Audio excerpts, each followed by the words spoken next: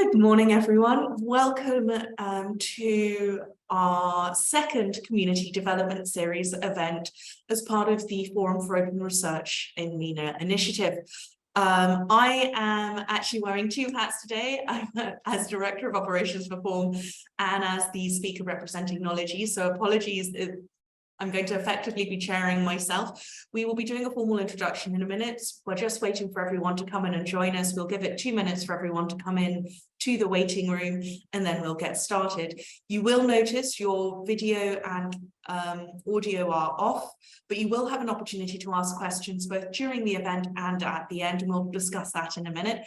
But in the meantime, please do write in the chat and let us know who you are and where you're from, and say hello to everyone else, because we do like a chance to see who we're talking to and get an idea of who you are and what you're interested in. So I'll just give it another couple of minutes. Apologies, just going to keep on talking at this point and welcome you again as more and more people are coming in. Once again, your videos are off and your chat is muted.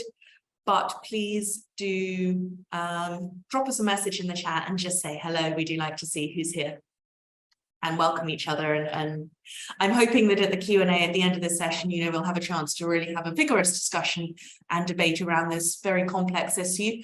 So don't be shy. If you have a question at any point during the event, or you just want to, respond to what we're talking about, do just drop us a message. And we'll just get started in a couple of minutes once everyone has joined us. And also for your reference, for those of you who are just arriving, in case you do have any questions, we will be recording this event and we will be sending out the recording shortly. Obviously, we need to give the graphics design team a bit of time to do the editing and everything else, but that will be out soon. And in the meantime, you'll have the opportunity to enjoy this event. We won't be offering certificates of attendance to preempt anyone who's asking questions about that. This is not a certificate event. We did mention that in the registration, but we hope you will find it a useful and thought-provoking event regardless. So are we ready to start, I think? Brilliant. Without further ado, I will hand over to Malvika, who is our event coordinator for this event, to run you through some housekeeping. It into the chat box, but if it is questions that pertain to what is being spoken, please do drop your questions directly into the Q&A box, and they will be answered when we have our Q&A session. So if you face any other issues that includes technical issues, or if you can't seem to understand what is going on, or you can't hear what's going on, do speak to me directly just through the chat box. And just so that Emily has a sign that if she's speaking too fast, or it's getting a little too complex, do raise your hand, and that will be a sign for her to maybe slow down or repeat what has already been said. Great. So now I'll take over. So this morning, I'm actually going to be talking to you as two separate people. First, I will be talking to you briefly as Director of Operations for the Forum for Open Research in Mina, and I'll give you a very brief overview of who we are and what we do. Then, as Head of Research and Development and Dissemination for Knowledge, a Dubai-based organization providing scholarly content, digital resource solutions, publishing services and educational trainings to a wide range of institutions and academic bodies across the world. In that role, I will talk about how we can identify and avoid some of the predators lurking in the scholarly ecosystem, and give you some information about one of the free resources that we are working on to really address this very important problem. And just a little bit of background about me. I received my PhD way back in 2012 in English literature and Middle Eastern religions. I then moved into the research publishing sector and worked for two world-class macroeconomic publishers. Then I moved into the open access publishing sector here in the Middle East. I'm also an independent academic and regularly publish in the field of 19th century literature and culture, and I sit on the editorial boards of a leading literature journal and a university press. Now, first of all, before we start, I want to wear my Director of Operations hat and tell you a little bit about the Forum for Open Research in Mina. This is an independent project funded by the charitable branch of the Knowledge organisation, the Knowledge Foundation. This is an independent project, as I said, and more generally, the foundation, we focus on a lot of these projects. We fund education projects, we build schools, we empower researchers across the world, and fund a number of open science projects, such as the Directory for Open Access Journals, which I'm sure many of you have heard of. And as part of this drive to provide education for everyone, everywhere, we decided to found the Forum for Open Research in Mina. Now, this is a non-profit membership organisation supporting the advancement of open science policies and practices in research institutions and libraries across the Arab world, because we believe that open science is vital for the socio-cultural and economic development of the Arab region, and we therefore want to place academic accessibility at the heart of scientific and research ecosystems and support the evolution of strong, sustainable open research infrastructures. Our vision is for a more open Arab region, and we believe science starts with the research institutions. And our mission is therefore to support the, to empower research libraries across the Arab world by facilitating the exchange of actionable insights and the development of practical policies. We also seek to address structural inequities relating to the accessibility and visibility of the region's research outputs, especially Arab language research. Now, there are literally hundreds of initiatives and organisations championing open science across the world, and more are being founded every single day. So why do we exist? What do we offer that makes us different? And what specific needs do we fulfil that no other organisation is addressing? To answer this, I want to take a step back and look at the bigger picture. The UN Sustainable Development Goals, the SDGs, have become a source of inspiration across the world and a driving force to combat inequality and injustice across every sector of society. And a key element of this has been the growing prominence of sustainable, equitable practices surrounding research and education. In particular, UNESCO's open science recommendations have triggered a profound shift in the way we view and practice research, with a growing emphasis on the importance of ensuring responsible and sustainable production and dissemination and use of scientific knowledge for the benefit of everyone. And global entities such as UNESCO are working with governments and global organisations to spearhead national and international projects focusing on addressing these social injustices, climate change, and a host of other issues. However, in order for their vision to be achieved and for open science to become the global cultural norm, academia and research institutions need to embrace the concept and adopt more open policies and practices. And that's why we founded the Forum for Open Research in Mina, to offer support at that institutional level across all the Arab states. Now, our broad goals are, as I mentioned, to promote and support the evolution of open science ecosystems in higher education institutions and libraries across the Arab world, to generate accessible resources relating to the implementation of open science policies and practices for Arab research communities, to encourage and facilitate the emergence of a collaborative community partnership and cooperation between all our members. And finally, to champion the development of right-to-left functionality in key open source and open science technological solutions. Now, as I mentioned, our focus is really on empowering libraries, higher education institutions, research councils, and individual researchers to collaborate on policies, projects, activities, and resources that promote engagement with and the generation of open research. And we want to help all our stakeholders. However, there are 22 Arab states, each with wildly different needs and requirements. So how can we provide effective and sustainable support to the whole region? We believe the answer is to focus on the core basics, the essential resources which can provide a strong foundation for any research community looking to start or continue their journey towards openness.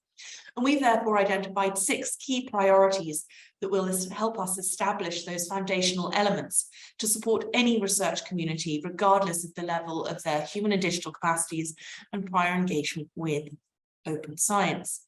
Now, these are aligned with the UN's broader open science recommendations, but really reflect the specific needs of the Arab states.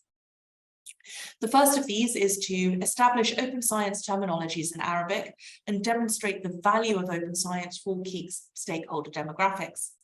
Next, we want to encourage cross-regional dialogue and knowledge sharing. We want to develop supportive national and institutional policies and incentivization strategies. We want to ensure that the resources are ready and available to develop the necessary human and digital infrastructures and policies and general capacity building. We want to empower our stakeholders via the development of resources suitable for the region, including Arab language documentation. And we want to really build and maintain trust in open science and encourage stakeholder engagement with open science in every area of their research. Now, this is where I stop talking as Director of the Forum for Open Research and start presenting as the Head of Research Development at Knowledge E. Because as part of my role, I manage Open Access Publishing Division. And we've provided world-class open access publishing and consultancy services to researchers and academic institutions across the Arab states and the wider global south since 2016. We're a trusted partner and regional ambassador for both Crossref and Orchid. We're members of OASPA and the Association of Learned and Professional Society Publishers. We're part of the Open Citations and Open Abstracts initiatives, signatories of the Coalition for Diversity in DORA, and the first publisher in the UAE to sign the UN Sustainable Development Goals Publishers Compact.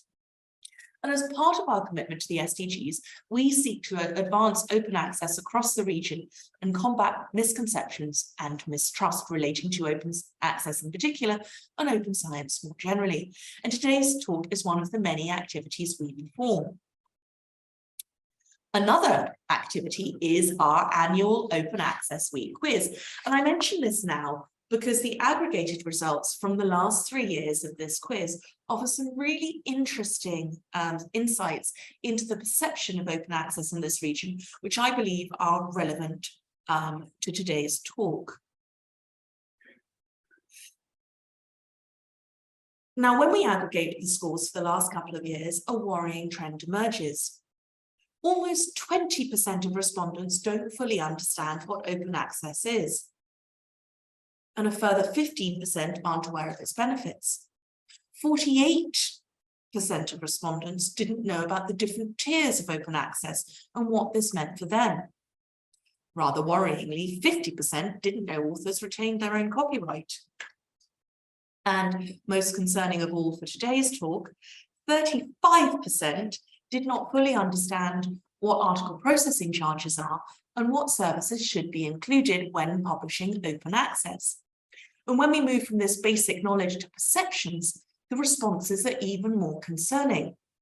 Because although many respondents might make use of open access materials, i.e. reading them in their research, they don't trust them.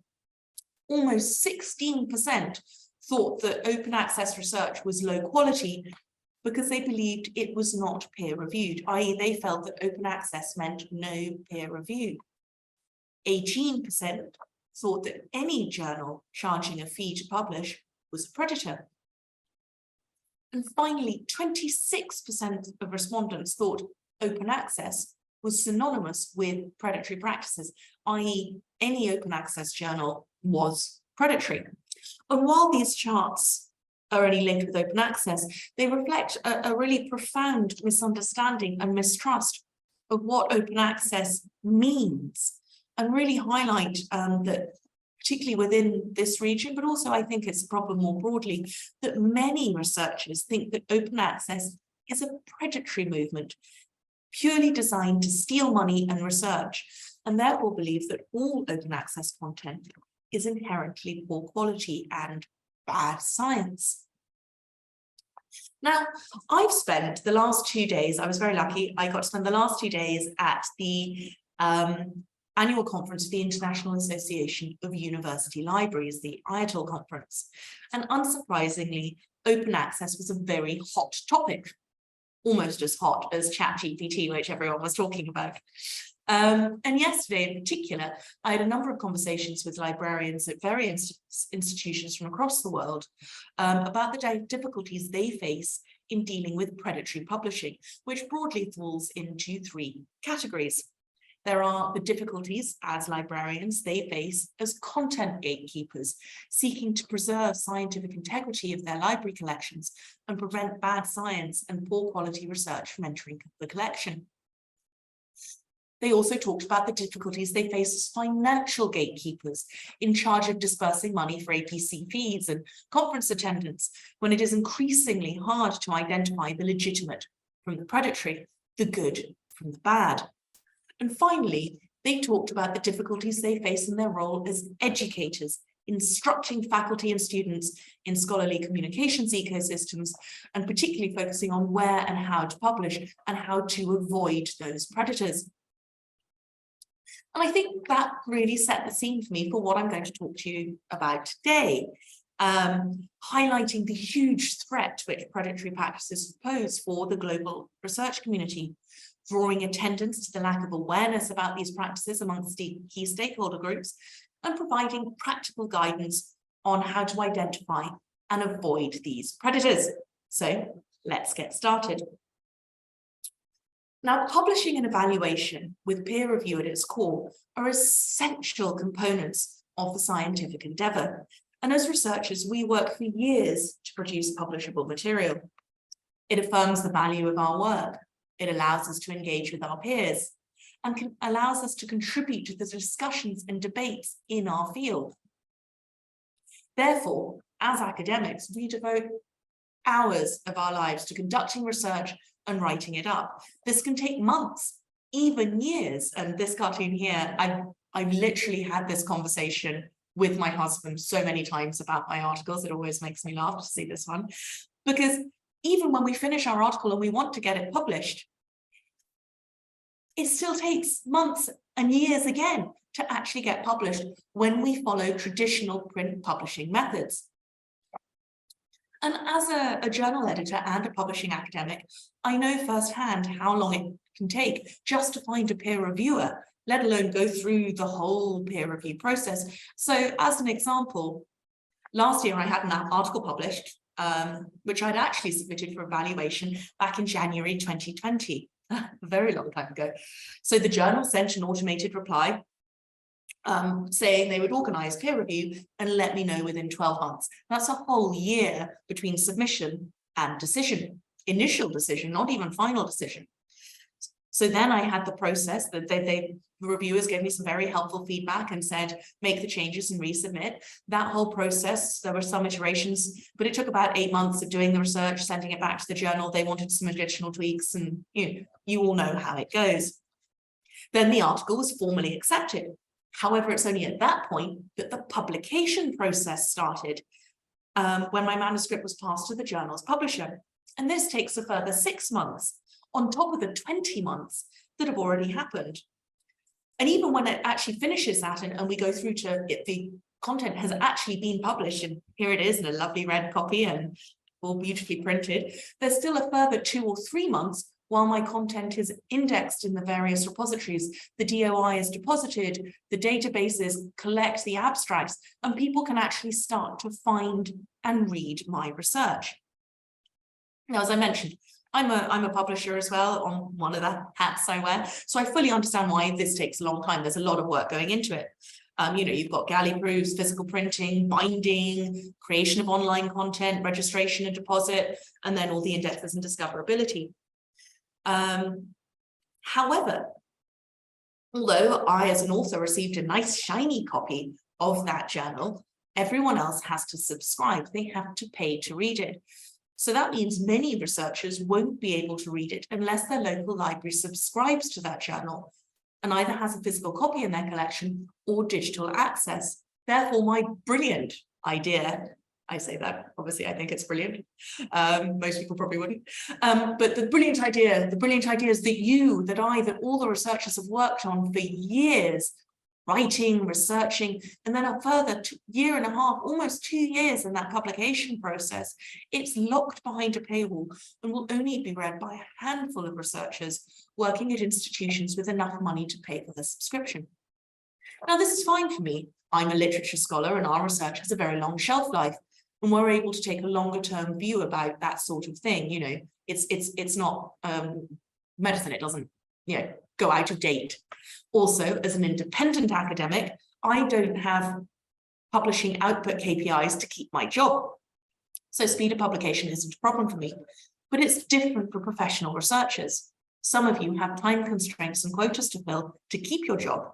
Others need to publish to get that job or to get promoted. Some of you are publishing content in rapidly changing landscapes, and publication delays mean the potential risk of research redundancy. Meanwhile, others are publishing in medical and scientific developments that could potentially save lives, and therefore publication delays and paywall barriers could have potential fatal consequences for many people. Therefore, over the past few decades, governments, research institutions, and funding bodies have sought to address these issues, and their efforts have been supported by digital developments that have the potential to facilitate rapid online access to research content. And this has resulted in a truly profound change in publishing models and the entire scholarly ecosystem. I am, of course, talking about open access. Now, open access publishing refers to the digital publications that offer free and easily accessible scholarly research to readers. Sorry, it's been a long morning already for me.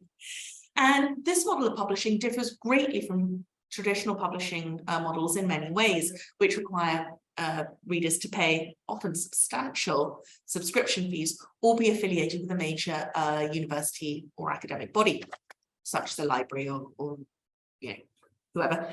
And therefore, that's the only way they can access the research published in these journals. And the open access model was only developed in the 1990s, and I think the last 2 or 3 decades, I mean, it's a phenomenally rapid change. And it's really it's changed absolutely everything. And it has huge benefits to everyone if properly used, because you know, it's an alternative model to traditional publishing, with the internet era allowing for more global accessibility than ever before. It provides academics the opportunity to develop healthier research ecosystems built off mutual goals, really driving and focusing on making the world a better place through accessible scientific discovery. And there's just so many benefits, and I've got some of them here. I could talk about the benefits for ages, but that is not the purpose of this workshop. So the biggest one for today, I think, is specifically for researchers, is the fact that more people can access your content, they can read your content, and this translates into more citations and greater impact. But publishing content, even online content, still costs money, especially if academic standards and requirements are met, such as DOIs and indexing, copy editing, just everything, and most importantly, peer review. We'll talk about that in a minute. So if our researchers aren't paying to read the articles, the money still has to come from somewhere. You know, as a publisher, we provide a service and we need to be paid for that service. It's can't do it all for free. The money has to come from somewhere. So this means either the journal owner pays or the author. And this question of where the money comes from has resulted in a lot of different types of open access, depending on who is paying for those publication and production fees. For example, Diamond Open Access means the journal owner or funder pays the publisher directly in advance, effectively. Gold Open Access means the author pays for the individual article. And Green Open Access allows for self-archiving, so you pay on a similar metric to the Gold Open Access, but a slightly lower fee, and so on. Unfortunately, however, while the digitization of scholarly communication and the ongoing development of all these different open access models has, you know, it's revolutionized the way we publish and offers huge potential benefits, it's also paved the way for predators. And the changing methods of scholarly communication, the evaluation and peer review, the growing emphasis on institutional rankings across the world, the way we evaluate individual researcher performance through journal metrics, All of this has created more space for predatory practices to proliferate. And according to a brilliant new report released by the Inter-Academy Partnership last year, which we helped contribute to, features of predatory journals include rapid pay-to-publish models without rigorous peer review, fake editorial boards, falsely listing respected scientists, fraudulent impact factors, journal titles that are deceptively similar to those of legitimate journals, paid review articles, and a load of other things. Basically, there's a lot of things that they do. They all copy the same techniques. Meanwhile, predatory conferences are also a growing threat. In fact, they're sometimes even arranged by the predatory publishers. And identifying features of these include a lack of detail about peer review, high fees, false claims to partners and plenary speakers, inviting researchers to speak on topics outside their area of expertise. And sometimes the conference doesn't even take place, but there's no refund policy. Now, these predators are motivated by profit rather than scholarship, soliciting research through actions that exploit the pressure on researchers to publish and present their work, what we call, the publish or perish paradigm. And I love this cartoon here. I think it's so good, because formerly it used to be a handful of publications or even a single monograph book was enough to secure tenure. Then the volume of publishing work increased, and if you didn't publish, you wouldn't get a job. Now, at the beginning, you could publish, but really, a lot of the time you were teaching. Now it's, if you don't publish, you're not going to get a job. Then it was, if you don't publish in high impact journals, you won't get a job. Then it was, if you don't publish all the time in high impact journals and present at conferences offering publication opportunities, maybe you get to keep your job. But maybe growing, even now that isn't enough to keep your job in a lot of places. And as the pressure on us to publish continues to grow every year, so in turn, do the number of predators waiting to take advantage of us. But why are predatory practices growing so rapidly? Particularly in the last 5 years, the growth has been truly terrifying, for want of a better word. There are generally believed to be 4 key factors driving this development. First of all, the increasing commercialization of scholarly communications ecosystems. This pay to publish or pay to present business model. Secondly, there's the rise of the quantity over quality researcher KPIs and the institutional obsession with global ranking systems. Thirdly, there's a lack of transparency surrounding peer review processes. So people don't always have to peer review. They can claim it's reviewed and it's not, but also there's a growing crisis in reviewer availability. Increasingly, journals are actually looking to PhD students to do peer review because there's no one else, everyone's busy. And finally, conferences are increasingly seen as a publishing opportunity because researchers don't want to waste research on non-publishing opportunities, as their universities won't fund travel if there's no publishing involved. And this, coupled with COVID and the growing trend towards hybrid and virtual conferences, has really, in particular, fueled a huge growth in predatory conferences. So how big a problem is this? Now, Cabell's, we might have heard of, they keep a list of predatory journals, and so there's also the Beals list. But in Cabell's most recent estimation, and you can see there's a little chart down at the bottom here showing 2018, 2019, and 2021. By 2021, they estimated there to be over 15,000 active predatory journals, and they're still on the estimations for 2022, but it looks like nearly 17,000 active predatory journals currently operating around the world, and more are being established every single week by unscrupulous companies trying to steal money. And some predatory publishers really well known with hundreds of journals, and that's what's most worrying about it.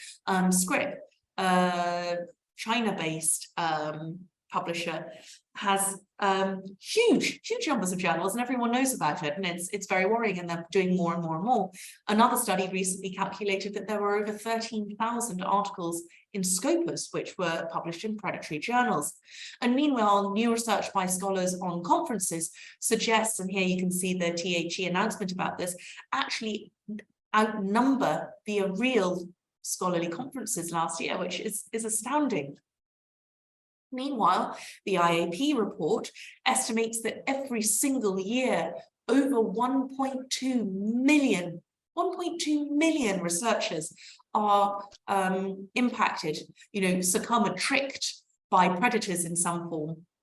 And this results in the wastage of billions of dollars of research funds from across different funders and universities, and personal research money as well. Now, originally, predatory practices were largely restricted to Africa and Asian academia, according to 2020 study on the topic. But now, predatory practices are spreading like wildfire, and they're becoming particularly problematic in affluent oil-rich countries, such as the GCC. Sorry, my colleague is up. Please slow down. Yeah. Now, as I said, so predatory publishers are actually, and predatory journals are actually increasingly impacting this region, so the Arab states, along with Africa and Asia, but also now increasingly in Europe and America, basically everywhere. It is now a global problem. Moreover, predators are no longer unsophisticated thieves preying on ignorant young scholars in the global south. Increasingly, reputable institutions and senior academics are also being inadvertently scammed, or even occasionally knowingly complicit in their operations. But why does it matter? If everyone is getting published and is visible online, clearly it doesn't matter. It's all fine. Who cares? Everyone's, getting what they want. Wrong. Predatory publishing is very dangerous. It's bad for the academic community because it encourages the circulation of bad science. And we really saw this during COVID, which highlighted both the need for rapidly accessible research and the vital importance of ensuring that content was properly peer-reviewed. But it also, as the pandemic intensified, highlighted how easily poor quality, non-reviewed research could enter the academic ecosystem if it was rapidly published without peer review. And there were potentially fatal consequences of these sort of developments, as all manner of dangerous and ineffective cures were proposed in publications, picked up by the media, and then promoted to the general public. Now, as I mentioned, I work for an academic publisher, and I know the physical production and even online only to do the tasks around production takes time and costs money. And equally, I sit in various editorial boards for journals and book series, and I'm regularly asked to review work, and this takes time.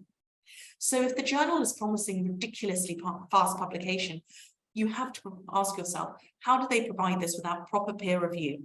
In particular, the other services as well, but particularly proper peer review, because it takes a lot of time to do a good job. And the answer is they can't.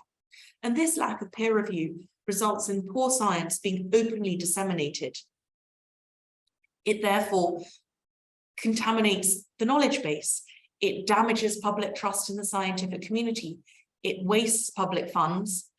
And it will be read and repeated in the future by people who assume that because it's published, because it's out there, it is legitimate, it is credible, it is reviewed, it has been approved by other scientists in that field.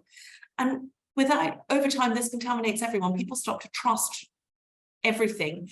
And without trust in scholarly communications, we cannot grow as and develop as individual researchers or as research institutions. And more importantly, without trust in open access publishing, we cannot make open science a reality. Now you might go, well, that's someone else's problem. That's the big institutions. I, as a researcher, it's still good for me, so I'm going to do it. Again, wrong, because predatory publishing is very harmful for the individual researchers as well. They lose the chance to benefit from expert peer reviewer insights. They miss the opportunity to have work in more reputable and widely indexed journals. And they often lose a lot of money in the process. Moreover, and this is really important, and a lot of people aren't aware about this, but some journals are now taking a stand against predators and refusing to publish articles by any scholar who previously had work published in a predatory journal. So they actually, when they get an application from someone, they research their publication history and research all the journals they've published in. So even if you were deceived by a fraudulent email or a website that you thought was legitimate and wasn't, so even if it wasn't deliberate, even if it was a mistake, your long-term publishing prospects could potentially be permanently damaged, and with them, your career. So given all of these negative factors, why are more researchers than ever before publishing with predatory journals and attending predatory conferences? Now, in a recent survey published in that report I mentioned before, the IAP asked exactly this question. And here are some of the answers. They actually fell into these 4 broad categories. The researchers didn't know about it. They did it even though they knew about it because they felt so much pressure to advance their career. It seemed faster or easier or cheaper, and they didn't really, they figured, why not, may as well. And finally, and this is a really interesting one, they were encouraged to by their peers. Other people said, we've done it, do it yourself. Now, unfortunately, we can't change points 2, 3, and 4, career pressures, easiness and cheapness and peer pressure, but we can and will today talk about awareness. So today I'm going to give some tips and hints on how to identify and avoid these predators so you don't waste your money and you don't waste your research. Now I'm going to start with the predators who are slightly easier to identify and avoid.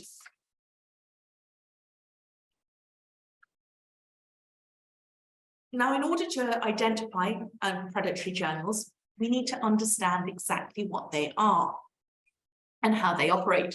Now, the most standard definition currently is generally taken from this article in Nature. Predatory journals and publishers are entities that prioritize self-interest at the expense of scholarship and are characterized by false or misleading information, deviation from best editorial and publication practices, and a lack of transparency and/or the use of aggressive and indiscriminate solicitation practices. Now, this seems like a pretty clear and helpful definition. Focuses on money, gives false information, doesn't follow best practice, doesn't tell us what's going on, asks everyone to publish. But actually, this definition doesn't give us that much in the way of practical information. How can we tell from the outside if a journal only cares about money? Sorry, I have hiccups, do apologize. Rather than the preservation and dissemination of rigorously reviewed scientific research. After all, even the best journals can charge high fees for open access publication. For example, Nature itself charges up to and over $11,000 per article for some of its journals. So charging money for publication, even extremely high fees, is not by itself a sign of predatory practices. False information should be, we think, okay, false information, easy to identify and verify. But what type of information should we be worried about? There's so much stuff on that journal landing page and on the whole website. It's impossible, coming to it fresh, new, to know what the important bits are that we should be focusing on. To decide whether or not a journal is following international publishing ethics and standards requires you to have an in-depth knowledge of those standards and ethics and best practices as they apply to authors, reviewers, editorial boards, and publishers. And a lot of these things happen behind the scenes, away from the public author eye, making transgressions even harder to identify. Likewise, it can be difficult to tell if a journal is being secretive or obstructive, especially if you are unfamiliar with conventional and transparent procedures. Arguably, therefore, perhaps the easiest characteristic to identify a predatory journal is the one that might seem the hardest on the surface, because we all know our own subject fields, and even if we don't always know the right journal for our research, we can easily identify when we are approached by a journal that apparently publishes in a completely different field. Now, I'm sure we've all had one of these delightfully flattering letters praising a previous piece of research in glowing terms and imploring us to consider publishing in the journal, blah, blah, blah, blah, blah, usually the international journal of something very broad. And as these letters so often represent the starting point at which we first interact with a predatory journal, it probably makes sense to start from here. And I'm going to use an example of an email I received recently to highlight some of the tricks used by predatory publishers to solicit submissions, because real emails from real journals do happen sometimes, particularly when there's a call for papers, but it can be hard to identify them because they get lost amidst all of the dross. I mean, I don't know about all of you, but I receive at least 3 or 4 of these every week, and some of them are really quite funny. So let's look at some of the things that they do. First of all, they've given me an unearned title. I've been elevated from Dr. Patterson Morgan to Professor Patterson Morgan. So I'm going to be more flattered about the fact that they've reached out to me. Secondly, they've referenced something I've published previously. Now, yes, this is a real item in a Scopus Index journal. So in that sense, fine. But it's obvious they've never actually read the piece and they don't really know what it's about, because this is not an article. This 3 Byron concepts piece, which was published in the Byron Journal, is simply a short account, like a letter to the editor, which I wrote about a series of concerts performed around Byron, the poet Lord Byron, which the journal readership were interested in. So the journal editor asked me as I was going to write a little piece about it. So this is hardly groundbreaking academic research, and certainly not the sort of thing that would send journal editors rushing to me, desperate to get me to come and write for them. The next thing they do is give an outright lie. They've basically said that this article is so amazing that everyone is talking about it. Now, this is definitely an lie. I know this for a fact because of the nature of the piece that they've singled out. But also in general, a lot of these predatory publishers do that, and they do this for a particular reason. They want to make their subsequent request that you publish with them plausible, i.e. I'm reaching out to you out of the blue as a stranger because I have read your article and I've seen it being quoted by lots of people. So you're clearly a very good researcher. Therefore, I think you're good enough to publish for me. Do you see they're kind of making themselves seem important? Next, in very bad English, they try and encourage me to submit to their journal. But the title of the journal here is weirdly generic and the scope is totally meaningless. The International Journal of Literature and Arts. Could be anything. And this is their scope. Keeps researchers in related field updated with the latest scientific research. I mean, that's not a scope.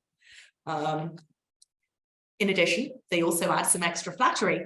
Apparently, I'm basically a supreme genius, a cross between Darwin and Newton, perhaps with a bit of Picasso thrown in for good measure. In fact, I am so amazing that they not only want me to submit to their journal, they also want me to become a member of the editorial board, which they've never met me. They've basically clearly never read anything I work. I mean, it's ludicrous. At this point, you see, I'm supposed to be so overwhelmed with delight and so flattered that I overlook the bad English, the bad grammar, and the bad formatting, which in any email is bad, but in an email from a journal editor, i.e. someone who's supposed to make sure everything is published perfectly, it's particularly concerning. I'm also not supposed to notice that it's not a real person emailing me, and that the email address is a Gmail, not a journal account. In addition, I'm supposed to be so blinded by excitement at the opportunity that they're offering me that I overlook the highly suspicious nature of their website. Now, at first glance, this might seem like a legitimate website. There's a journal title, there's, a relatively long archive of content, there is an editorial board, you can submit special issues, there are download statistics, the top masthead here at the navigation top seems to show all the normal information I would expect. The articles seem to have DOIs and the journal seems to have an ISSN. So everything looks sort of okay.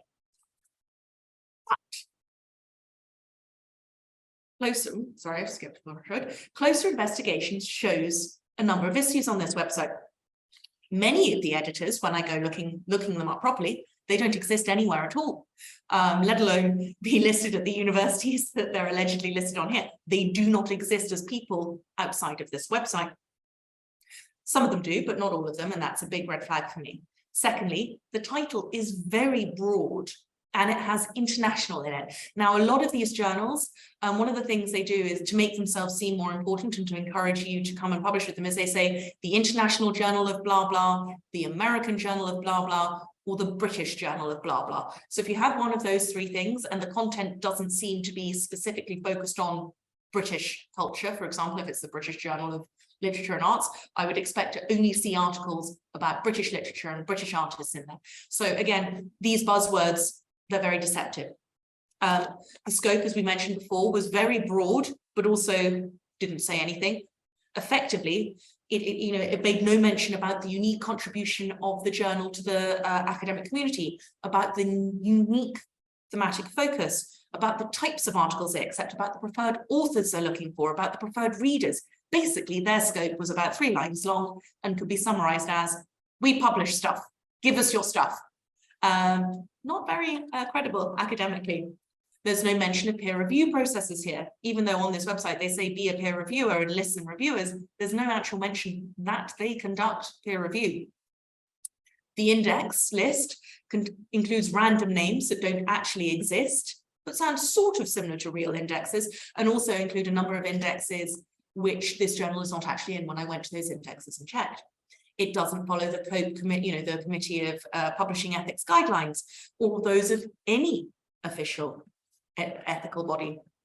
The publishing schedule is very erratic. The 1 year they're publishing so many issues, another year they're publishing more or less issues. The number of articles is varying between issues. And again, this shows they're not managing the journal properly. And finally, and this is very important, there's no mention of digital preservation in Portico or clocks or any of those, and no mention of the Sherpa Romeo copyright deposit. Moreover, the publisher has a huge number of similar titles. All of their titles are very generic. All of their journals and the individual journal pages show the same issues here. And worryingly, some of the journal titles are almost identical to highly ranked legitimate journals. And this is a very worrying thing for me as a researcher coming in.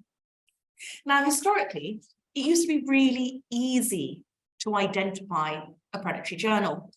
And here's some examples here. They had really dodgy, low quality websites with terrible English and blurry imagery. The ISSN would be fake. There would be no DOIs, the digital object identifiers for each article. The location might be fake. They'd say they're based in America, but it's a PO box, and actually they're operating out of, another country entirely. The publisher would also be the journal editor. There would be fake impact factors, probably be any Gmail email address, and they would charge to submit the content. Even for acceptance, you would have to cough up money. But as we just saw, and as you probably all know now, these journals are becoming increasingly sophisticated, and it's therefore becoming much harder to identify the fakes. Many now have real ISSNs and proper cross-ref DOIs, and they can even be really well established with a very long archive of content, stretching back many years.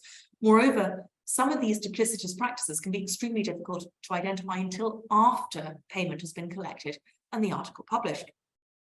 In fact, it's so difficult that people are starting to develop algorithms to try and identify these, tools for researchers. So there was a very interesting article published relatively recently, which I mentioned here, about how to develop open source software to identify predatory journals. And here you can see the software is comparing 2 very similar journals, which on the surface, probably anyone would legitimately think are real, but only one of them is actually a real journal, and one of them is in fact a predator. So given how difficult it is, how do we as individual researchers start to identify those predators? How can we guarantee the legitimacy of the journals to which we are submitting the research that we have slaved over for years to produce? And I don't know about you all, but my articles are my babies. You invest so much in them, I don't want to just throw them away. So we've already mentioned there's a lot of lists out there that can help. There's Carbels and Beals. But not only can these be quite expensive, they can also be quite outdated. But also, and this is really important to remember, they can also unfairly penalize journals in the global south that do not perhaps have the funds to afford high-tech glossy platforms or the expensive organization memberships, or maybe they're publishing in a second language. And also sometimes they don't actually know publishing best practice because they've not been taught what to do. So they could be legitimate, but accidentally appear illegitimate because they're doing the wrong thing, not out of a desire to deceive, but just because they just don't know what they're supposed to be doing. Because of these difficulties, the International Academy Partnership, as I mentioned, is working on this really great report for some time, and it is freely available. So if you have the time, I do recommend you go and read it because it's so interesting. And they've come up with a new spectrum approach, which helps identify the scale of suspicious activity. And this goes from high risk to low risk, from fraudulent to good quality. And some of their categories I'm just going to break down into a bit more detail. There are fraudulent journals. Now, these use illegal criminal activities, such as cloning legitimate journals by setting up a fake duplicate website. So you send your content to the Byron Journal, but it's a duplicate, a fake Byron Journal, and you don't know. How can you tell that it's the wrong one? They use false identities to solicit submissions, so they could take the identity of that clone journal person and pretend to be Dr. Mirka Harova or Dr. Emily Patterson-Morgan, and you won't know because they set up a fake email address. They've done everything. Another thing they do is republish already published articles from legitimate journals without permission to make themselves look more credible, to pad their timelines, and so that you come looking to see if people you know have published there, and oh yes, this famous author has published there, so you think it must be real. So that's a fraudulent journal, and all of their activities are criminal. They're actively illegal, and they can be legally punished for that work. Then you have the deceptive journals, and this is perhaps the hardest category to work with, because while they're not actively criminal, they do employ a number of deceitful practices and strategies, such as providing misleading information, pretending they provide peer review, pretending to be indexed in a major global database, posting a fake impact factor, or hiding their real location. Then you have the low quality journals. Now, these aren't always actively predatory, but they're not very good quality. They're taking money from you for service, and you're not getting very much service back. You're not getting the best quality service back, the service you should be expecting and should be receiving. So they don't follow, for starters, they don't follow the code ethical guidelines about best practice. As I said, this could be ignorance, or could be because they're trying to cut time, they're trying to cut production costs, they don't have much revenue. So they might offer very poor peer review or no peer review. They might ignore complaints and not issue corrections and retractions. They might not have a proper editorial board. And again, like the top two categories, they also employ aggressive solicitation emails and practices there. Now, again, these are sort of top line things, but not necessarily practical guidelines. So I now want to just quickly discuss a tool that offers really practical ideas, things for you to physically, a checklist for you to go through and think about. So this is ThinkChecks, and you may or may not know it yet. It's an international cross-sector free initiative which aims to educate researchers, promote integrity, and build trust in credible research and research publications. And they offer a big checklist of items. I won't mention them all now, but I pulled out what I think are probably the most important ones. So do you or your colleagues know the journal? Have you read articles in it, or do you know people who published in it? Can you easily identify and contact the publisher? And do their responses seem legitimate? Do they respond as you would expect? Are the peer review processes clearly described, and are they up to industry standard, i.e. currently double-blind peer review or open peer review, transparent peer review? Are indexing and archiving descriptions transparent and accurate? If they make these claims, can they back them up? Can you go to the index? Can you go to the archive and see the content there? Are there DOIs? And people are sneaky now, you need to be aware of this. Sometimes they just stick a DOI in and make it look real, but it's not. So is that a real DOI? If you click on it somewhere else, if you type that DOI in, does it pop up on Google Scholar with the right content? Are the fees and waivers clearly applied and described? For, do you get discount if you're a student? Are there bursaries? Are there, if you're from a very low income country, are you, allowed to publish for free? Because that's what a lot of the big publishers are doing now. So it's a good way to check if these people are only interested in money or are interested in the scholarship. Are the author guidelines clear and correct? Do you retain the copyright as the author? Is there a clear license policy? Are there proper details regarding those correction and retraction policies? And finally, Is the publisher a member of one or more of the industry initiatives such as COPE and OASPA? And again, not just do they say they are, but if you go, are they listed in the membership list for those bodies? And to this list by ThinkChecks Submit, I would also add the following. The fake impact factor, if they accept and publish multiple authors, articles by the same author in the same issue, this is a huge red flag for me. You know, a legitimate journal should arguably only publish 3 articles by a single author every 5 years. The volumes change depending on the rapidity of publication, but by and large, that's what I would expect to see. If a single author is published more than 3 times in a 5-year period in different issues, I would be concerned. If they're publishing, and it's something we tell the journals we publish, a lot of the time we warn them about this, if they're publishing 3 or 4 articles by the same author in the same issue, or the 2 issues side by side, this is a huge red flag, because it shows they're really only interested in money, they'll take anything. Another one is the publisher acting as the editor?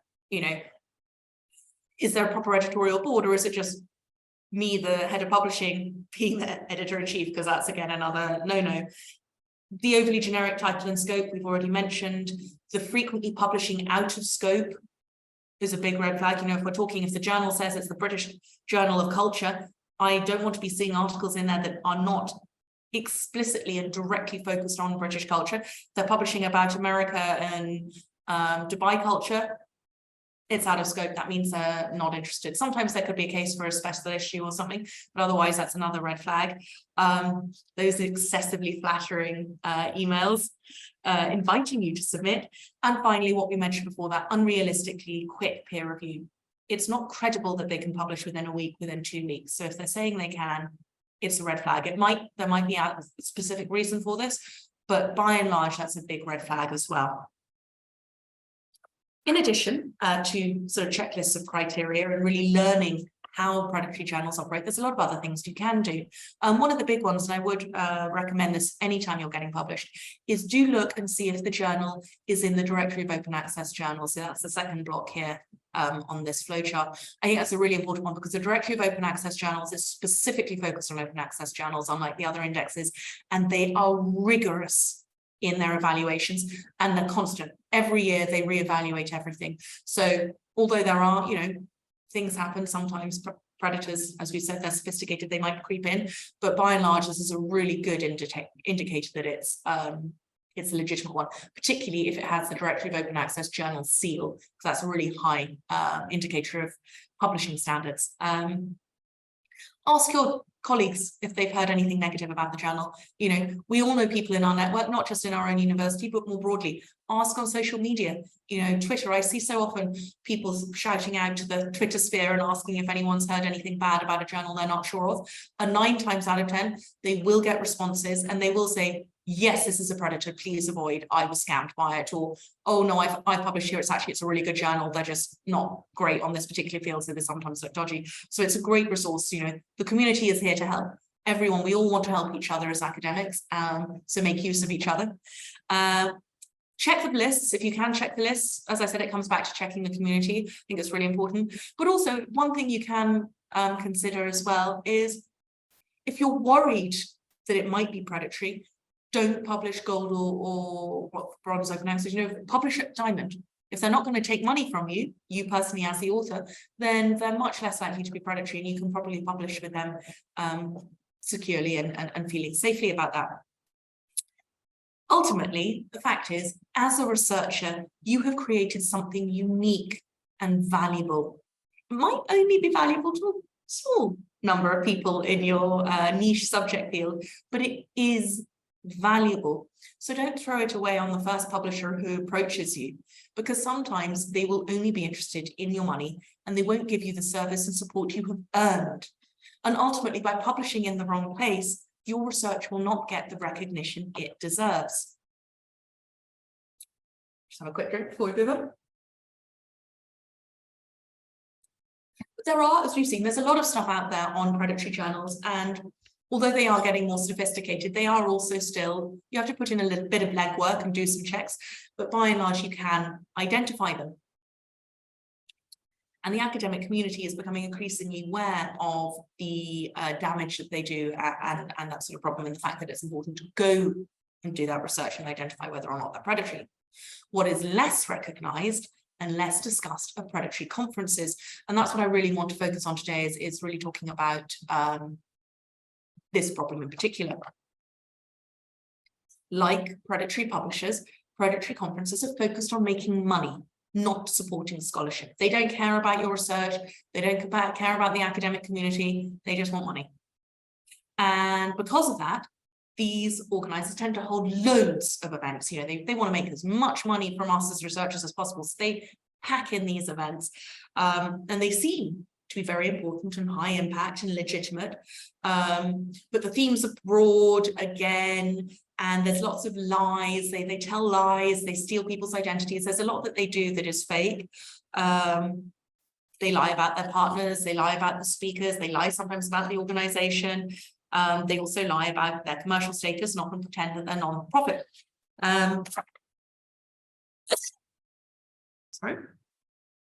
And one example, before we go into the specifics, I want to give you an example of one of these. Now, WASET is widely known as the Academy for Science and Technology Conferences. They're really well known as a predatory conference organizer. In 2021 alone, they listed over 300 locations of planned conferences on their website, all in large cities or tourist spots, and each tourist spot was having many conferences. So you were having, 10 conferences in Miami in May, 10 conferences in London in June. Shockingly, in 1818, one academic study, because people are starting to research predatory conferences, stated that WASET organized nearly 50,000 conferences historically, and it generated millions of dollars in revenue. Money. This is money stolen from academic researchers and institutions. But when we go to their website, it looks so shiny, it looks so glossy and organized, and look, they do so much. Surely they must be legitimate, because look at everything they're doing. And look, they're all digital, they're all online. Interesting. However, think about it. Think about the conferences you attend, the conferences you organize. I organize one conference in my academic life each year, and one conference for the Forum for Open Research, so my professional life each year. And that takes up all my time. And that's a huge amount of work for just two conferences, two relatively small conferences in my fields. They're very niche. How the hell would I have time? And what possible reason would I, as an academic researcher, have to host 300 or 400 conferences in a single year? In multiple places. It's not even like they're all in the same place. It's not like I have a single conference venue and I'm just going around the corner each day and renting it out. I am renting conferences venues around the world and going to all these places. And the only reason I would do that, the only reason there would be enough stuff to talk about, is if they were fake conferences organized for money, and therefore with very broad generic themes to attract as many people as possible to just give me their money and turn up. Because, I think all of us would struggle to think of 300 different conference themes in a single year for our field. It's just not possible. Now, everyone here today, I'm sure, recognizes the threat posed by these predatory conferences. They're becoming increasingly prevalent and taking advantage of the growing pressures to present and publish caused by university quotas and job-based performance indicators, and as what we mentioned already, which is that continued lack of awareness. And the uptick in predatory conferences in particular has been further exacerbated, as I mentioned before, by COVID. It is far easier to take advantage of people and steal their money with a digital conference, because with videos off and no face-to-face networking, you might never even realize you've been conned, or certainly not until it's too late. But predatory conferences don't only steal delegates' money. They also rob you of the chance to present your research to an audience of your peers and gain valuable feedback. They rob you of the opportunity to participate in cutting-edge debate and really important discussions about the key trends in your field. And they rob you of the potential chance to have career developing network opportunities, to meet someone who might offer you a job, to forge that connection that might offer result in a book contract or something in the future. This is really important, because again, You might think it's a quick win, but if you succumb and if you go to one of these conferences, you are wasting your research and you are being stolen. They are stealing something from you, something that you can never get back. So it's so important you don't succumb. And this problem is it's so important, and the lack of awareness about this and the lack of tools available to help researchers is one of the reasons why we at Knowledge E, we developed and launched the ThinkCheck Attend initiative in 2017 to help researchers identify and avoid all the predatory conference organisers lurking in the academic ecosystem, waiting to pounce on unwary delegates. And this is a sister initiative to ThinkChecks Submit, and it's another free initiative, and it's something it's around developing awareness to stop you losing money, wasting time and missing out on those valuable career development opportunities. And there's 3 simple steps for what you need to do.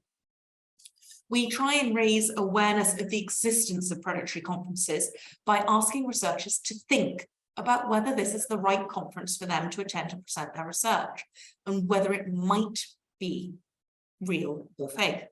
We then suggest researchers use our handy checklist to evaluate a conference and determine whether it is legitimate and whether the organisers are trustworthy. We finally advise researchers to only attend a verified, credible conference that offers valuable networking, discussion, and career advancement opportunities. And researchers considering going to an event can visit the website and use the conference checker to assess the conference they're considering attending. And our current format is a very easy to use checklist of criteria with yes, no answer options. Yes, means it gives you a certain number of points, and no gives you a certain number of points. High scoring conferences are good credibility, and low scoring conferences are more likely to be predatory. However, the recent IAP report really highlights that predatory conference organisers, like their journal peers, are becoming increasingly sophisticated in their techniques. And as we saw from that WASEC website, it is becoming harder to identify them, especially as many of the characteristics identified by the IAP report can only be revealed during the event or after the event, either way, after payment has been collected. So there's nothing you can do because they don't have refund policies. For example, the IAP highlights failing to conduct rigorous peer review, having a disproportionately high acceptance rate or very low attendance rate, low quality research being presented at the event, and the event cancelled with limited notice and no refund. Now, these are all key identifiers, but we can only identify them afterwards. So also, in addition, before I move on, it's even harder to spot the fakes because many well-established legitimate conferences don't display some of the key credibility markers at all, perhaps because the organisers are not tech literate, or because the event is in a small subfield where everyone knows each other, so the organisers still rely on word of mouth and Word documents instead of websites. So it can be very difficult, and it's grey, it's a sliding scale, it's not black and white anymore. Therefore, what we're trying to do now is develop and improve the ThinkCheck Attend conference checker tool, and we're working on a new matrix based on the spectrum approach by the IAP report, with a much more complex scoring system and a lot of different categories. And for the rest of the session, I want to talk about those categories and pull out some of the key points. I can't show you anything shiny and glossy yet because it is a work in progress, but so far, we've identified over 300 indicators of predatory conference organisers. And as I said, we're working to group them and working them to refine the checker tool. So for now, I'm just going to run through some of the highlights because I think they're all really important. And I think this will be, well, I hope this will be helpful for you and helpful for everyone who will use our new checker tool in the future. Currently, as I said, we do have a conference checker tool, but it is a little more basic and doesn't reflect the increasing sophistication that has emerged, particularly in the wake of COVID. So I have currently, our team, we're currently grouping the 300 indicators into 5 key groups: organizer credibility, academic credibility, pre-event logistics, in-event logistics, and publication credibility. And before I run through these, just to say, This is a work in progress, so any feedback would be hugely valuable to us. If you have some ideas, if you're interested in working with us on this project, even if you would like to be a tester, a beta tester in the future for the algorithm, do just let us know. There will be a survey at the end of the session about the event itself. So at that point, if you do want to be involved or want to make some suggestions, please do try and write them there, because we would love, this is such an important issue. It's a free issue, you know, it's a free initiative. It's something we're working on for the whole global community, and currently we're doing it by ourselves. So we always welcome support and additional insights. So let's start talking about those warning signs. Now, I'm going to start with organizer credibility. Who are they? Who are these organisers? Oh, I realize there's a typo there. That should be, do you know the organising body, not who you know? Do you know the organising body? Are they reputable with strong academic credentials and affiliations? And this is both the organising body and the individual organisers. You know, it's not just the organising body, it's a scientific committee. If it's an external organiser, do you know those people? You know, they'll have someone who runs that organisation. Can you find them on LinkedIn? Can you find them on ORCID? Do they operate within the academic ecosystem? Do they publish? Are they credible? Are they the kind of person you would invite to speak if you were organising a conference? Can you verify if the organizer claims to be part of a legitimate organization, like a larger organization, an industry body? Can you verify that institutional affiliation on the institution website? If the organizer claims to be partnering with a host institution, can you verify that? If you go to that other institution, that university's website, do they mention this event? Because a lot of the time they don't. It's because the organizer's just stealing stuff. If they claim to have academic qualifications, can you verify them? Do they publish? But also, really important one, does the organizer have a contact address, both physical and online? Is it included and is it verifiable? Do they respond? You know, is it a Gmail address? Is it a real one? Just all these things. There's a lot there. There's a lot more, but here are some of the highlights. Communications. Do they have a good social media presence with a lot of followers, and specifically followers in your field, and the field, more importantly, of the organization they're hosting? So, for example, the Forum for Open Research in Mina, we are organizing an event and we follow and engage with a lot of open science non-profits and academics. That's a good sign. We know what we're doing and we're active within the field. We're not just pretending to organize a conference on open access to get money. And you know where we are. Also, do the social media accounts show genuine knowledge of the field, specifically the field in which the conference is being held? Do they engage with, are there big accounts that you know within that field, and this organizer isn't engaging with them, it isn't following them? Because again, that's a red flag.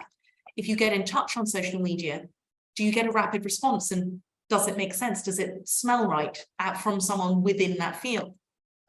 And also, what do they do? You know, as an organizer, have you attended an event by them before? Do they host lots of conferences in different fields? Because as we've seen, that's a red flag. Do multiple events in a series occur in the same year on very broad topics? Again, red flag. Next up is academic credibility, because there are so many criteria to consider. But again, here are some of the main ones. Now, I want to start with the call for papers, because it is so important to get right. And we do a lot of courses around how to write these call for papers for journals and organizers, because it's something I think a lot of people sometimes get wrong. And increasingly, you need to get it right because the predators don't get it right. So it's a good marker for that. Is it well written? Does it have a clear focal point and purpose? You know, the conference itself, why is it existing? You know, as I said, these predators have a lot of very broad topics. And if it's a broad topic, are they at least offering a rationale behind the breadth? If it's the International Conference of Everything, everywhere, are they saying why they're doing that instead of doing the International Conference of something very, very specific? Is it credible? Otherwise, are they just saying, well, if their call for papers is effectively saying, we accept articles or papers on science, technology, humanities, social sciences, and art, and they don't explain why it's so broad, they don't explain anything else, that's a big red flag.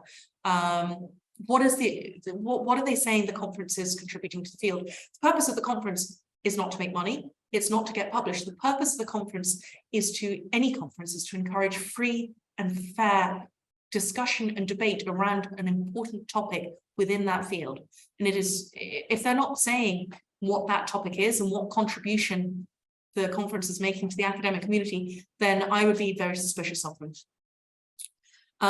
When submitting your article, your proposal, does the organizer ask for all the standard information that you would expect them to ask for to help them evaluate the quality of your article, your proposal? You know, if they're just saying, yes, admit, we don't really care who you are, again, they're obviously not caring about the science, they just want the money. Are the deadlines suspiciously close to the event?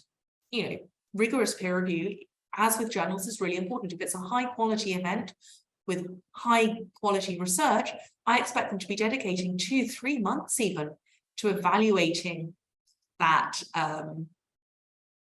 the submissions, at a minimum a month before they give you the peer review feedback. And that month should be a good few weeks before the event itself. So if they're saying the submission deadline is a week before the event, and then you'll be told the next day, and you'll go to the event the following weekend, that's a big red flag. If they do peer review, are the reports detailed and helpful, or are they overly simplistic? Do you receive exceptions prior to the call for papers deadline? Now that's a big one, because again, they don't care how many papers they get, they don't care about the quality, they're not interested in choosing the best ones. If you send in your proposal and they write back and go, great, thanks, and it's 2 weeks before the deadline, then if they were a real conference, they would be waiting till that deadline, because they might get a better quality paper and they might get something that's, you know, superlative quality, and yours is merely good quality. And so it's not, again, it's not credible that they would accept before they've had everyone's in. Again, our old friends, the conference email. If you're being invited by email to a conference that's outside your field, with a vague, non-personal email signature, with someone you don't know, someone who doesn't exist, whose work is not relevant to the conference or you, or who never actually publishes at all, or if the email is incredibly flattering or makes reference to completely unrelated articles you publish, then it's probably a predatory invitee. Another one, and this is a really important one, if the email offers an opportunity to get an award and to pay extra for that award, that's a big red flag. Again, there's a lot of criteria around the academics and the keynotes and the scientific committee. These conferences do steal people's names and identities. So they could even use a real person with a real ORCID ID who doesn't know. They could steal my name, for example, and say, Dr. Emily Shanowski, Emily Patterson-Morgan is giving this keynote lecture on blah, blah, blah, blah, blah. And I wouldn't even know about it. So it's so important you check the scientific committee and the keynote speakers, go to their personal profiles and message them and say, are you attending this event? I just want to check. No one will be offended, because increasingly people know about these predators. Also, if they're really excited about the event, then they should and could mention it in their social media channels, so you can see there if they're attending. And if they don't mention it, then, or if they say, no, it's nothing, what? I hadn't heard about this, then again, big predatory marker. Sometimes it might just be that they've forgotten. You know, you ask someone to do a keynote at a conference in January 2020 and the conference is in December 2021. Legitimately, some people might have forgotten, it's so long away, or they've just been busy and they keep going, oh, I'll put it on my profile, and then you forget. So this does happen, but by and large, it is a big red flag for me. Also, the past events. You know, if this is a conference in a series, evaluate the legitimacy of the previous event. Was it well attended? Looking at the program, were there high quality papers? Were they papers by people who belong at that conference? You know, people who should be talking at that conference, given the theme? Are they people whose work you have read in the past? You know, if there are websites, this content will be available. Again, it takes a bit of time to research, but it is really worth it. Event logistics, the pre-event logistics. So, you know, the sponsors, again, it's the same again and again and again. Are there reputable sponsors? Are they present in the promotional materials? Do they mention their sponsorship on their own websites? Or if you contact them, do they confirm their involvement? Same with the host partners. Fees, is you know, are they clear and transparent about these conference costs? Are they higher than what you would expect? And are you getting a lower service or less, you know, deliverables? Do people charge per co-author to even submit consideration, let alone actually present?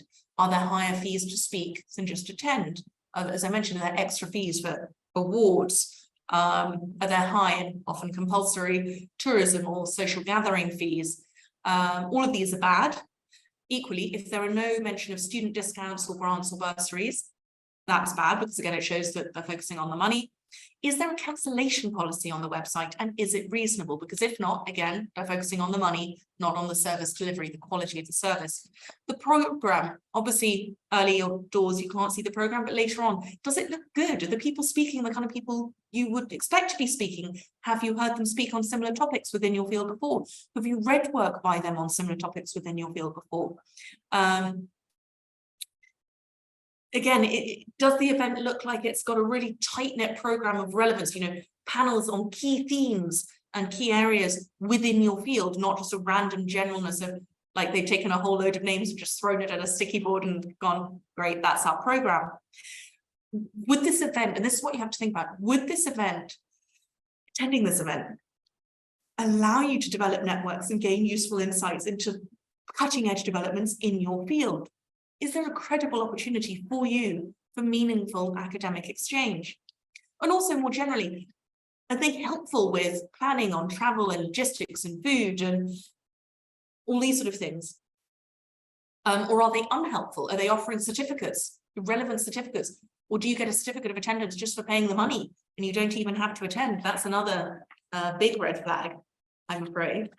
Now, this briefly, I just want to focus on because it is important. As I mentioned, unfortunately, you can't evaluate in-event logistics before paying to attend the event. But A, you'll learn your lesson for next time, but also the in-event logistics can be used to evaluate those previous events held by that organizer and allow you to kind of sniff out whether or not they might be fake. So, you know, what was the attendance like? What are the quality of the papers? Was the keynote there or not? With the named organisers there, and again, you can see those from the photos and from people's comments about the event online. Were there sponsors or not? When you look at that event, were other people in your event, in your field attending? You know, if you're an engineer and the event's only about medical sciences, it would be a bit weird for you to turn up at all. If that was what happened last year, but this year they're still saying it's still the engineering and medicine event, then again, red flags that they're probably not really that bothered about who turns up.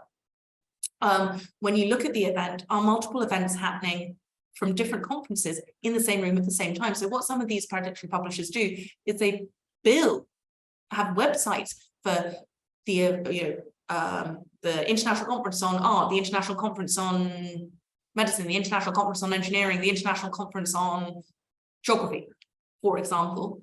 And all of these events happen on the same day, in the same venue, and actually in the same room. So what happens when you turn up is that you've got 20 people there, and 2 of them are presenting on maths, 2 of them are presenting on medicine, 2 of them are presenting on whatever.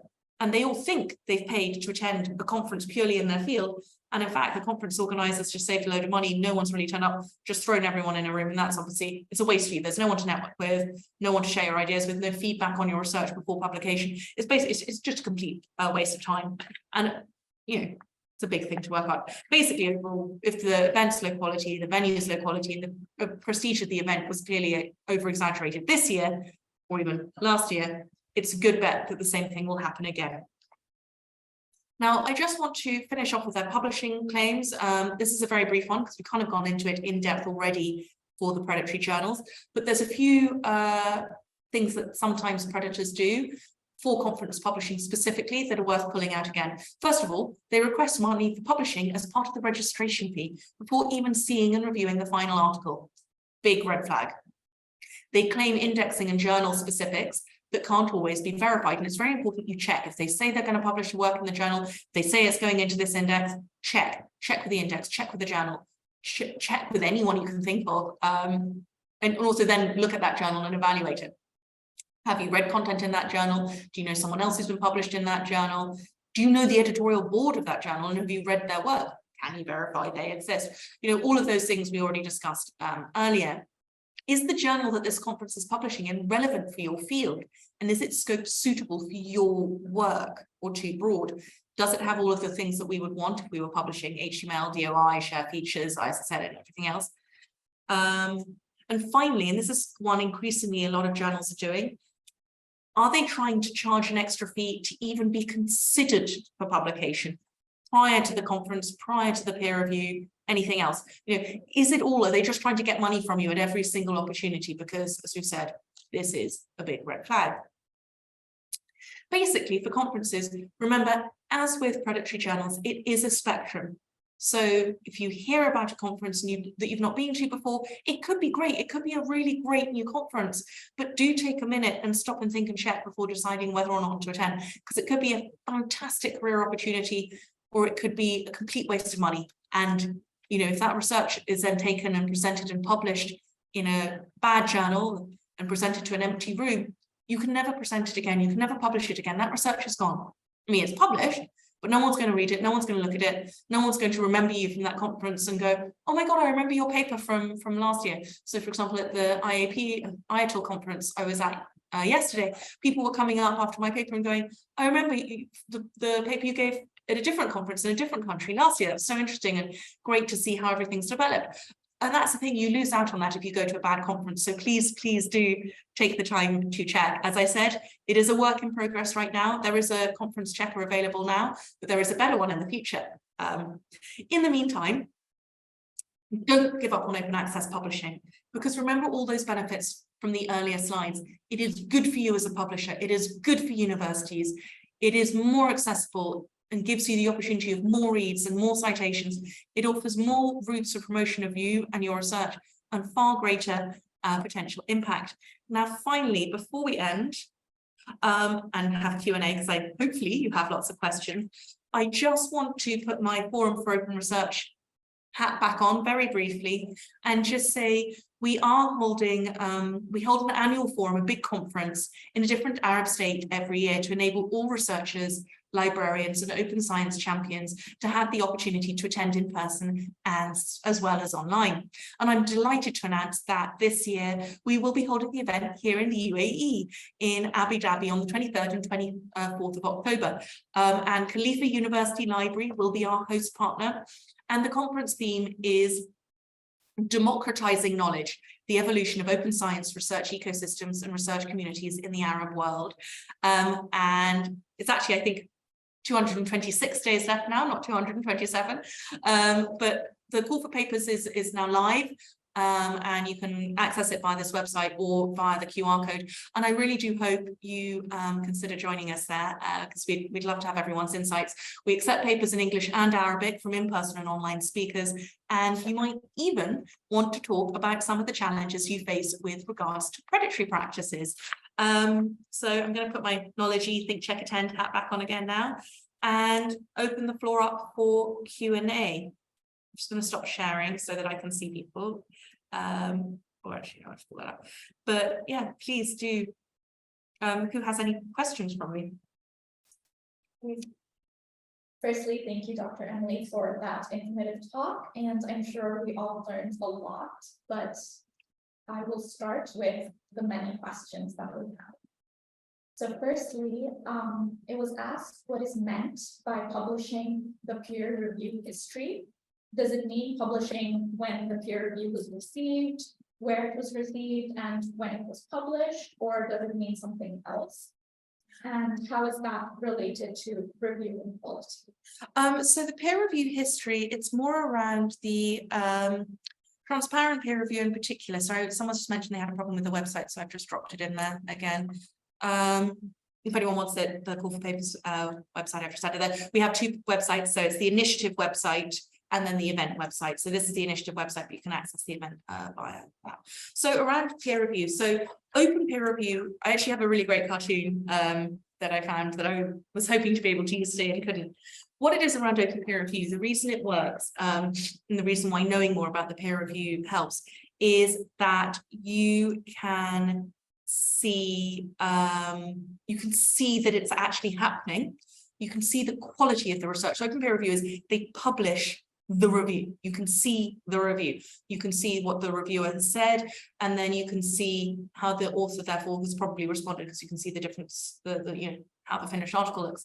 And the ability to see open peer review is a huge future step, and a lot of organizations are working on it. I think it's crucial to the development of open science globally, and a number of organizations such as F1000 and some other charitable groups are working on tools and solutions to allow free and fair and transparent peer review. Around the sort of broader question of what they show, at the very least, we should be able to see who the reviewers are, or at least say it's double-blind peer review, or it's single-blind peer review. You know, if they don't even mention peer review, or they just say, oh yeah, it's peer reviewed, but don't tell you how and how the peer review process works. If you're in the author guidelines, there should be some nice flow charts. There should be information about how the peer review works, how long it's going to take, and that sort of thing. I hope that answered your question. Great. So the next question we have is whether a predatory journal would send an invitation only to publish in their journal or also for manuscript reviewing. They can also submit it for manuscript reviewing. They often want reviewers, you know, they want people that technically they need reviewers. If they can get a legitimate person to be on their board of reviewers, because a lot of the websites actually list the reviewer names, so it helps them boost their credibility. They might even ask you to review, but they'll give you an unfeasibly short time. And I mean, yes, increasingly, as I mentioned, as part of this increasing sophistication, they're interested in money. They'll do anything to get money ultimately. Now, historically, they didn't have to do very much. Increasingly, they've realized that people are becoming wise to them. So they've started registering for real ISSNs, registering and getting real DOIs, and they're doing a bit more work, but they're still not doing the right amount of work. And one of the ways you could probably tell if it's a predator soliciting a review from you is if they're soliciting a review from you that isn't really within what you do. You know, so if they ask me to review something in maths, given my field is literature, then that would be a red flag. Even if it was something and they asked me to review in literature, but it's not my field, so my field is 19th century British literature, for example, and they wanted me to review something from Japan, then again, not my field. So probably either a predator or someone who just doesn't really know what they're doing. So it could just be that low quality one, if you remember that spectrum. It could just be sitting in that low quality, not super great bit. So our next question asks whether it is possible to take legal action against a predatory journal, and if it has already been published, can we withdraw a published paper? So not really around the legal action, unfortunately. If you withdraw it, I mean, yes, you can withdraw it, but you probably can't publish it anywhere else. I'm afraid realistically that research is probably gone. You can withdraw it if you've given them the money, but it hasn't been published. You can take it back. You probably won't get your money back because, as you've seen, they don't have great refund policies. I mean, you can always withdraw something, but they probably won't do anything. The whole point is they don't do best practices. So they probably won't bother with the effort of removing it. Plus, if it's a good enough one that you actually want to publish somewhere good, they probably will want to keep it on their website because it looks more credible.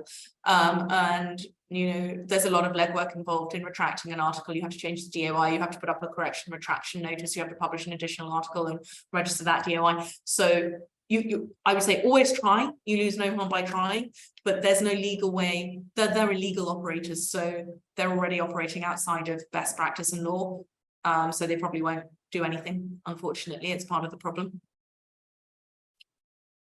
Thank you for your answer. So the next question asks whether there are any ways that search engines index articles in predatory journals or conference proceedings. For example, does Google Academia, Google Scholar have any indexing policy for suspected predators? No. So that's why I was saying before, the Directory of Open Access Journals would be my suggestion as a first port of call.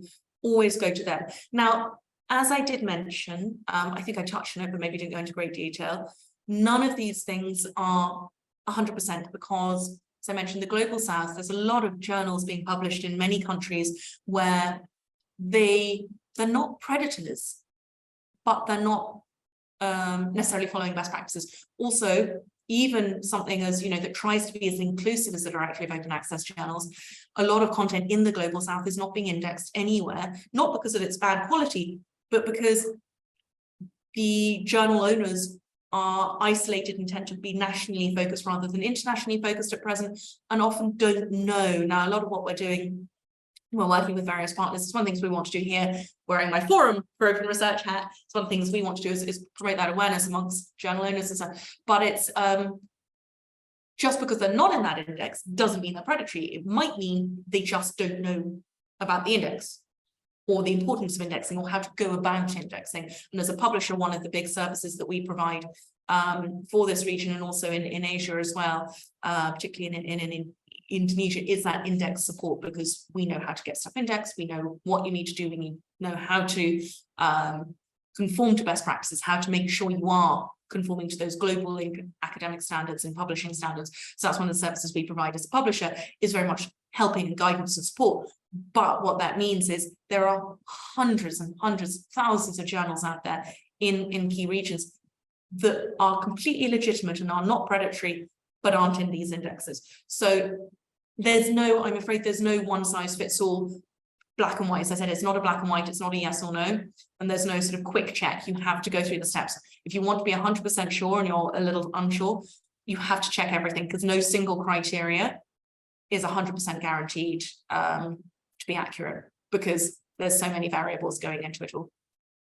Thank you. Our next question asks, how much has the requirement for young researchers like graduate students to publish led to the proliferation of predatory journals, and is there any way we can support that? Hugely. As I mentioned before, there's pressure to publish. It's a huge driver. So historically, I don't know the age demographic of the people here online, but so when I was doing my PhD, for example, so that's back in sort of 2007 to 2010 or something,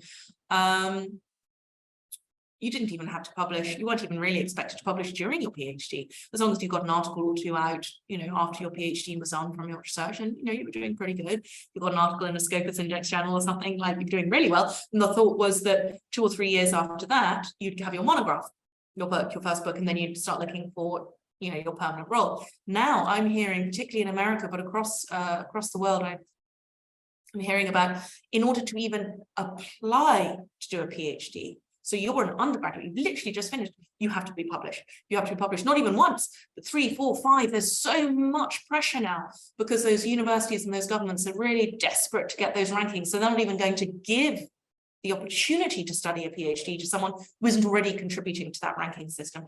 And I think that's a huge problem. And around support, there's a lot that we can do. And I think culturally there is a growing change.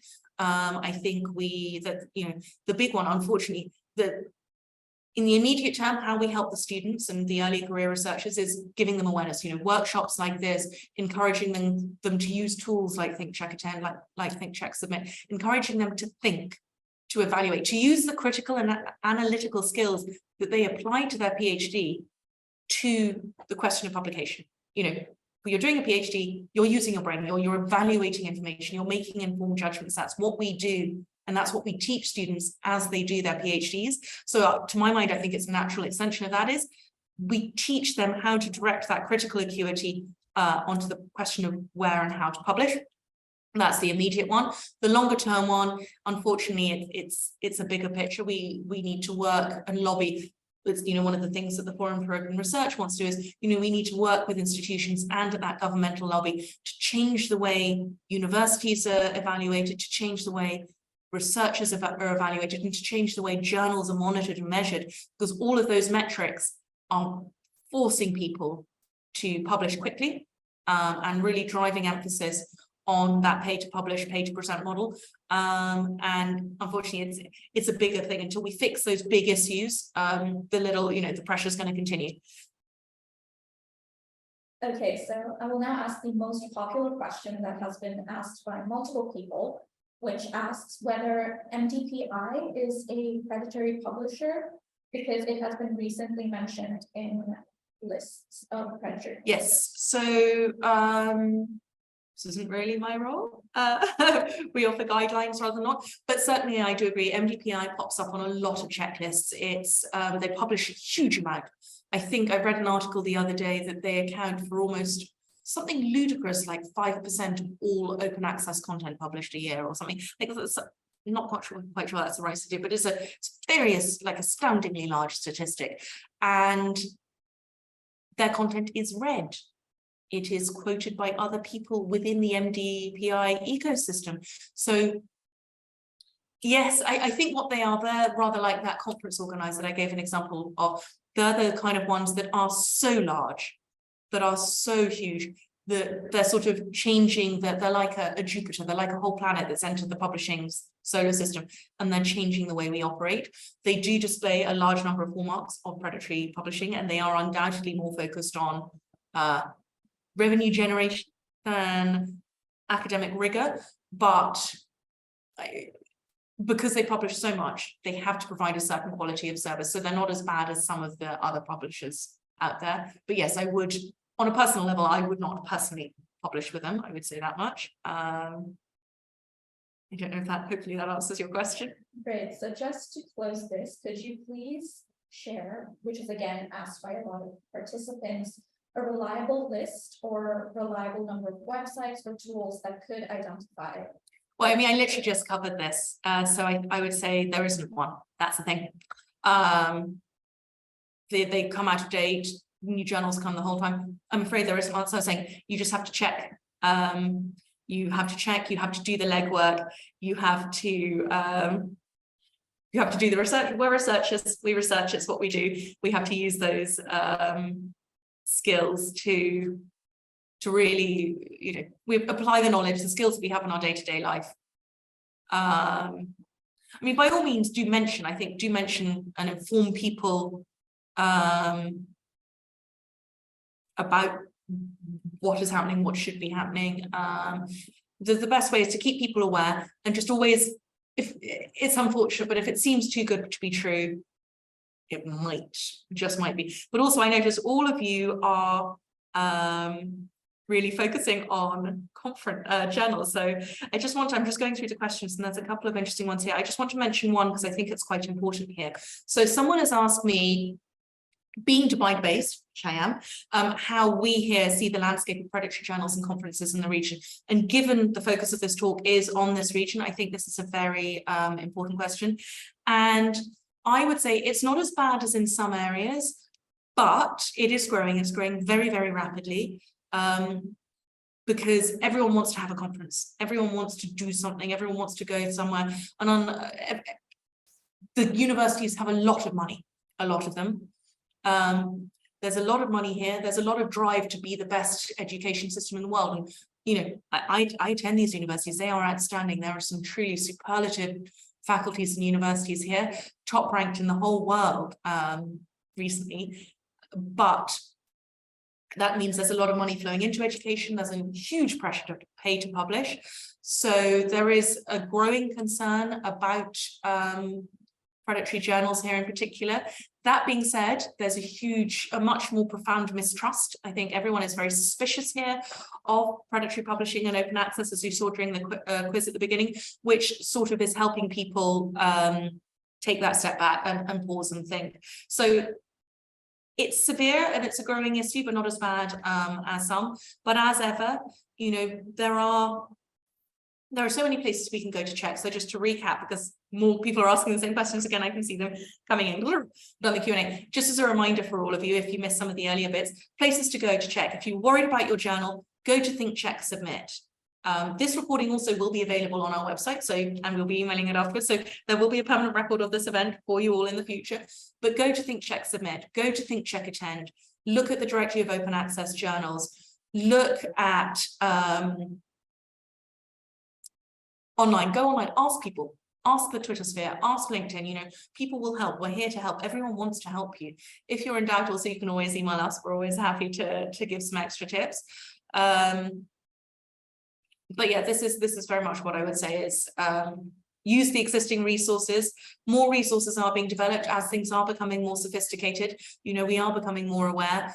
I think as an academic ecosystem and around the scholarly sort of communications ecosystem, people are becoming more aware of the problem every single day. And so that, you know, those are the tools I would suggest. Also, just a brief note, don't assume that just because something's in Scopus, it's not predatory, or in Web of Science, because there are a large number of predatory journals in Scopus and Web of Science. A recent study put the estimation at well over 10,000 articles are linked with predators. So yes, I think that would